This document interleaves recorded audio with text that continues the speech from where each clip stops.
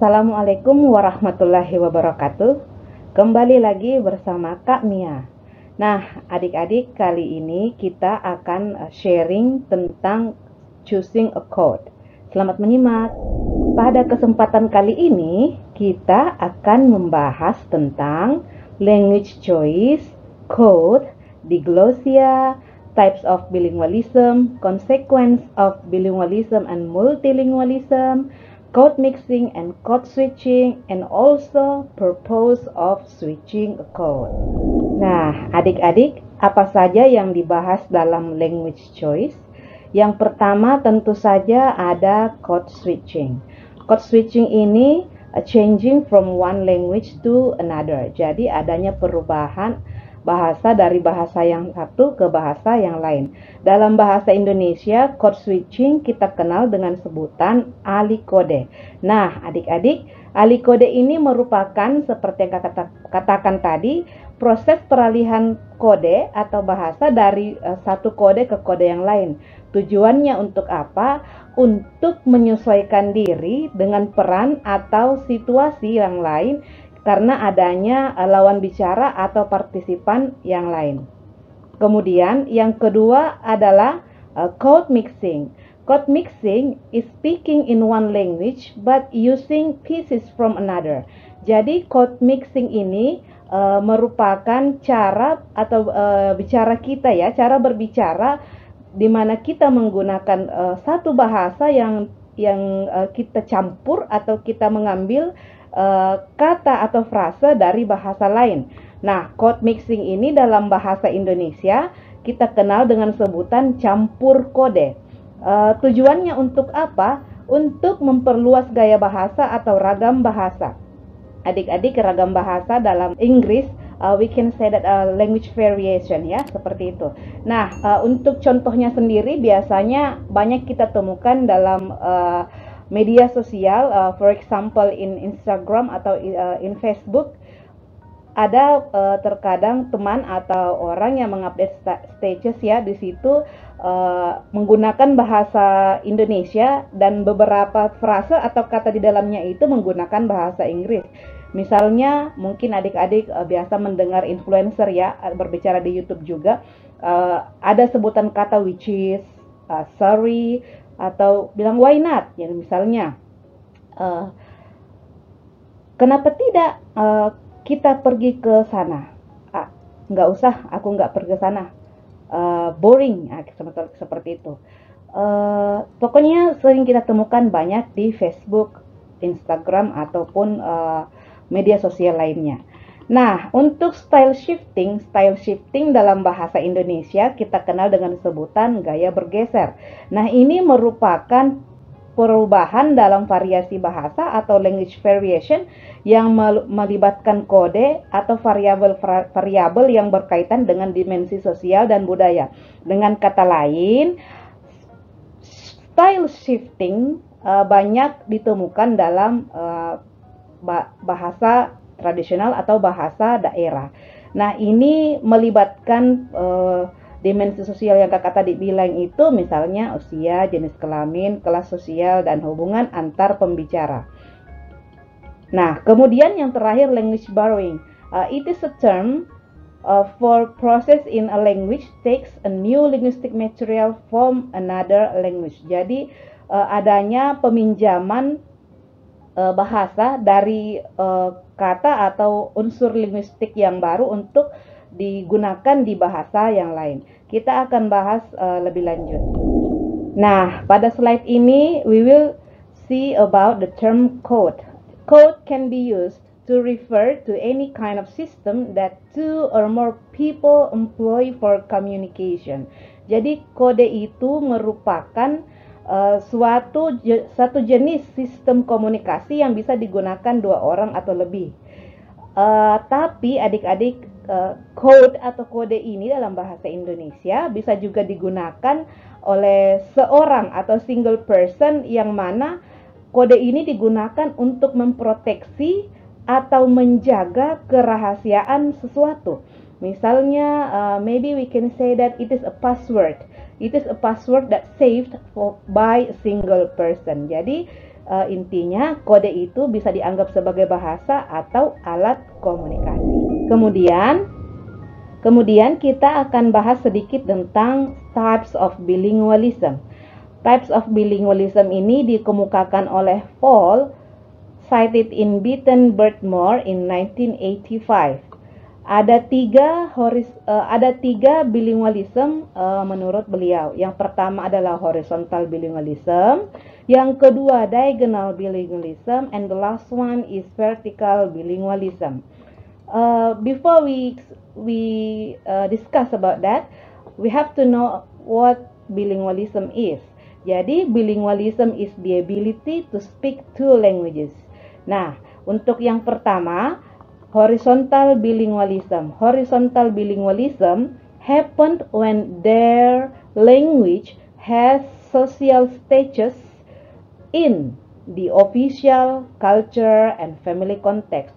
Jadi horizontal bilingualism itu terjadi ketika seorang penutur menggunakan dua bahasa yang berbeda dalam suatu konteks sosial yang sejajar dan menggunakan bahasa itu dalam situasi yang resmi, situasi kebudayaan, ataupun dalam kehidupan berkeluarga si penutur bahasa. Nah, kemudian untuk diagonal bilingualism. Diagonal bilingualism happened when there is only one official language.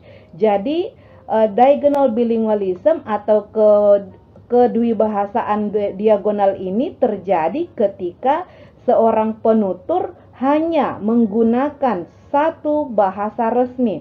Jadi, bahasa ini di dalamnya juga termasuk dialek. Jadi terdapat satu bahasa baku ya, tapi mungkin saja berbeda dialek seperti itu. Dan biasanya ini terjadi keduanya tidak memiliki hubungan secara genetik dengan bahasa baku yang dipakai oleh masyarakat atau penutur itu. Nah, itu dia.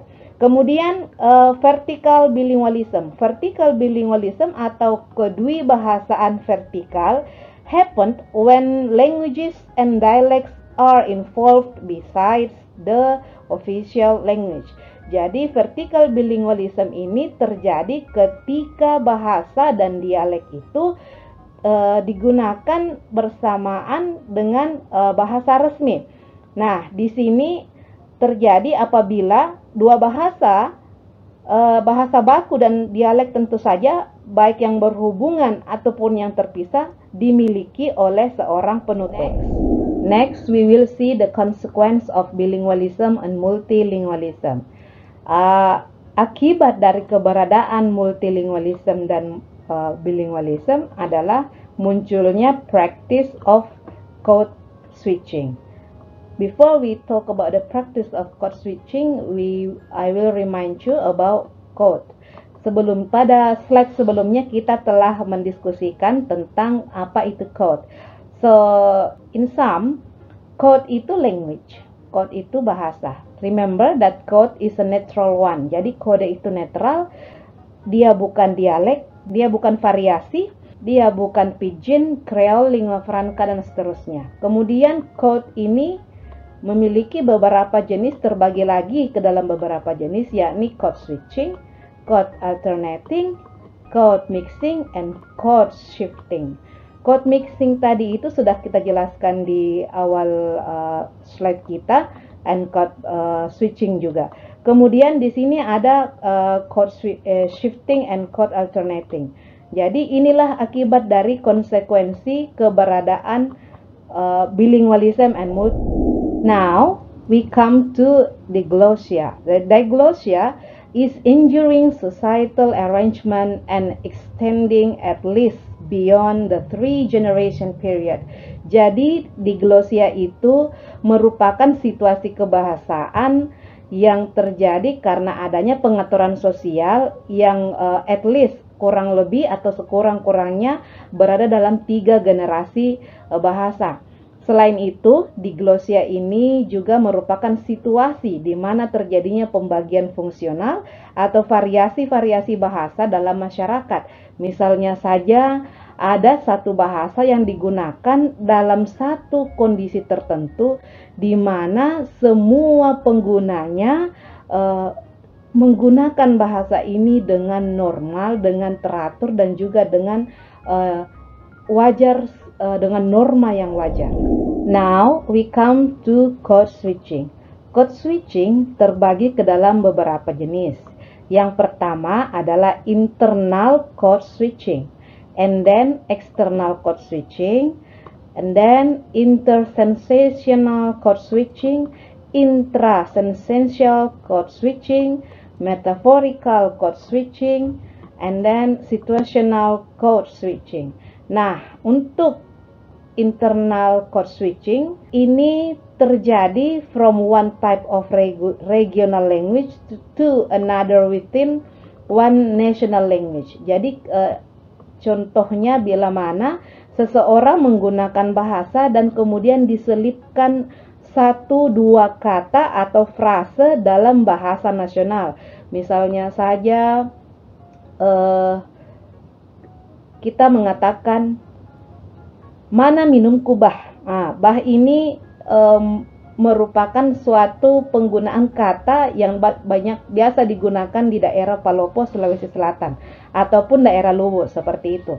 Nah, yang kedua misalnya external code switching. External code switching ini happen from one native language to a foreign native language ataupun sebaliknya, dari bahasa asing kemudian disisipkan ke dalam bahasa daerah.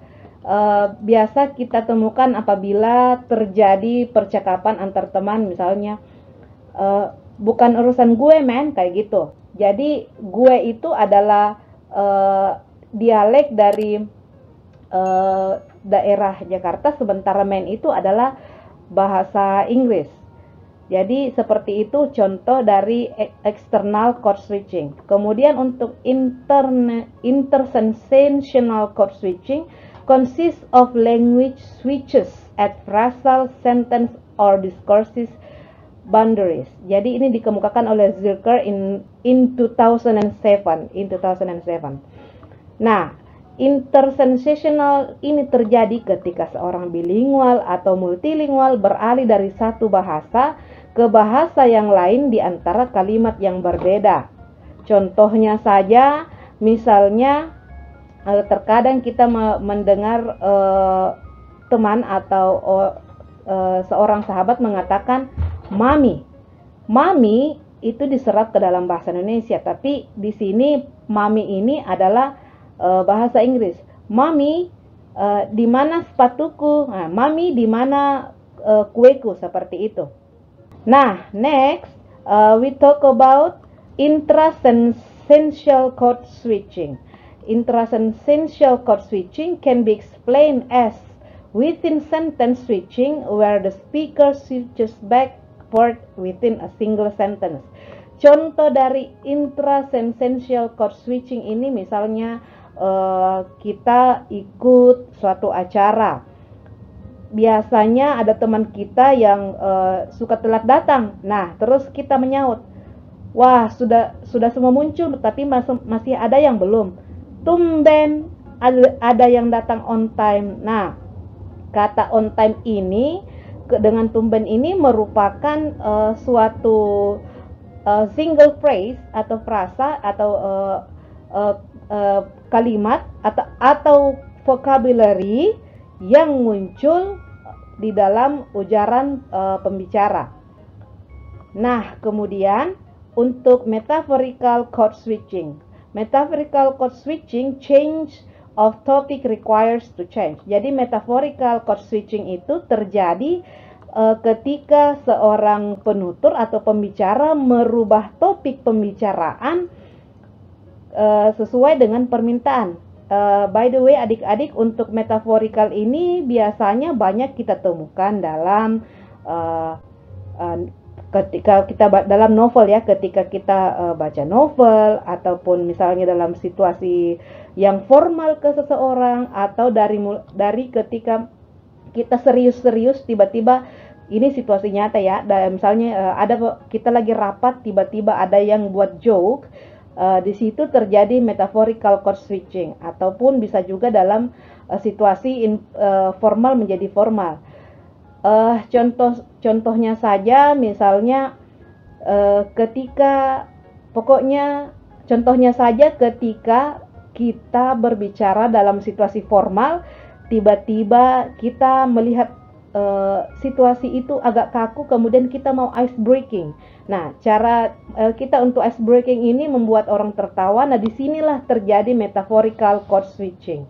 Kemudian untuk situational code switching, code switching ini dia tidak merubah topik. Jadi beda antara metaphorical code switching dengan situational code switching ini.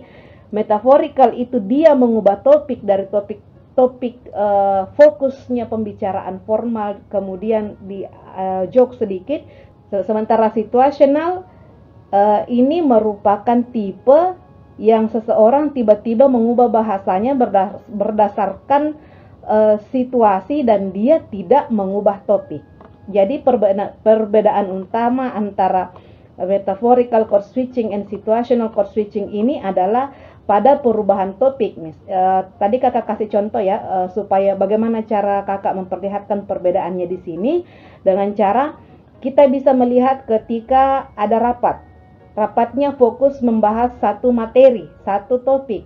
Nah, kemudian ada yang joke, kemudian orang tertawa. Itu namanya metaphorical code switching. Tapi ketika si pembicara tidak mengubah topiknya, tetap fokus pada topik yang dibicarakan dan orang tertawa, maka itu namanya situational code switching. So it is not about the formal and informal, but it's focused on changing or not changing the topic. Kemudian di sini ada code mixing, borrowing or loan words. Jadi ini merupakan bagian dari code, tapi ini di luar code switching. Karena kenapa?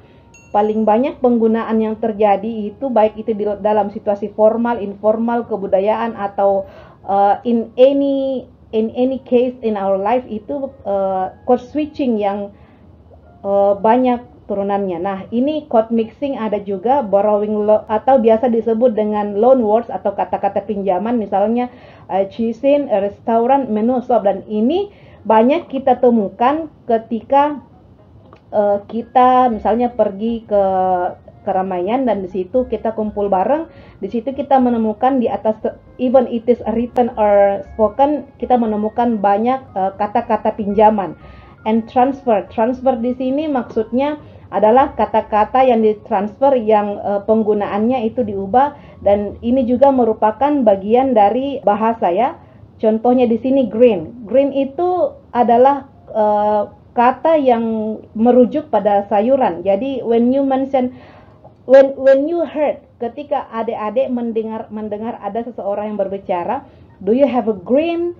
Apakah Anda memiliki sayur? It's not green hijau, but it's vegetable. Jadi adik-adik, apa sebenarnya tujuan dari kita untuk melakukan code switching ya? Di sini ada 8 purposes of code switching. Yang pertama, to appeal to the literate, atau menyampaikan informasi kepada orang yang paham atau bisa baca tulis. Ya, kemudian yang kedua adalah menyampaikan informasi atau komunikasi dengan orang yang kurang paham dengan atau buta baca tulis atau buta aksara. Jadi agar kita bisa komunikasi dengan orang yang bisa baca tulis dan juga tidak bisa baca tulis atau buta aksara. Nah, kemudian yang selanjutnya adalah untuk menyatakan suatu makna yang lebih tepat. Jadi selain untuk menyampaikan informasi kepada lawan bicara kita, tujuannya juga code switching itu adalah menyampaikan makna yang lebih tepat. Nah, kemudian untuk bernegosiasi dengan otoritas yang lebih besar. Ini biasanya banyak digunakan apabila dalam situasi formal. Nah, kemudian selain itu, also to capture attention. For example, stylistic, empathic, and emotional. Jadi kadang dalam switching code itu kita berusaha untuk menarik perhatian dengan menggunakan gaya bahasa yang berisi emotional language ataupun empathic language. Nah, kemudian selain itu ada to ease communication atau mempermudah komunikasi.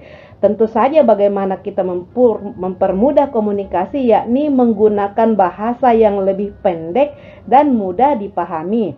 Kemudian selain itu juga to reiterate a point. Jadi untuk menyatakan suatu poin, untuk merestate atau mengulang poin yang telah kita sebutkan di awal. Itu adalah purposes of code switching. And the last one is to communicate more effectively.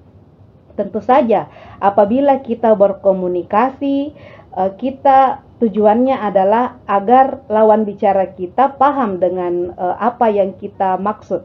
Nah, di sini kita harus melihat lawan bicara apakah buta huruf atau buta aksara ataupun orang yang paham dengan aksara. Nah, selain itu tentu saja kita akan memberikan makna yang lebih dalam, makna yang lebih tepat, dan kita harus melihat lawan bicara kita apakah orangnya memiliki suatu kedudukan atau jabatan, dan apakah dalam situasi formal ataupun informal. Dan tentu saja selain itu kita harus membuat komunikasi ini sesingkat mungkin dengan cara memendekkan poin atau menyebutkan ulang poin yang telah kita maksud di awal pembicaraan kita dengan pendengar. Demikian pembahasan kita tentang choosing a code.